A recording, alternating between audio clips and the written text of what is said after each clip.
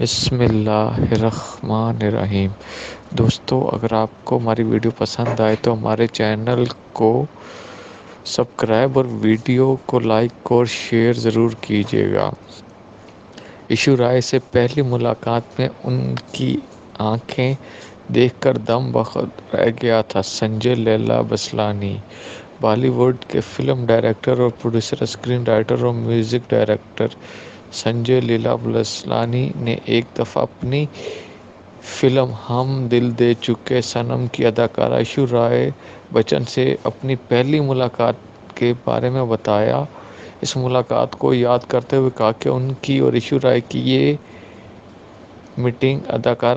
عامر خان کی فلم راجہ ہندوستانی کے مہورت کے موقع پر ہوئی اور وہ ایشو رائے کی آنکھوں کو دیکھ کر دم بخود رہ گئے اور 1999 میں ریلیز ہونے والی ہم دل دے چکے صنم میں نہ صرف یہ ثابت کیا کہ ایشو رائے صرف ایک خوبصورت چہرے کی حامل نہیں بلکہ ان کے سنجے لیلا بسلانی سے تعلقات اس قدر استوار ہو گئے کہ سنجے لیلا نے اپنی فلم دیوداس اور گزارش میں بھی ایشو رائے کو مرکزی کردار دیا۔ ایک بار ایشو رائے نے یہ انکشاف بھی کیا تھا کہ سنجے لیلا بسلانی نے انہیں کئی دیگر فلموں جیسے باؤجی راؤ مستانی اور پدماوتی میں بھی کام کی پیشکش کی تھی۔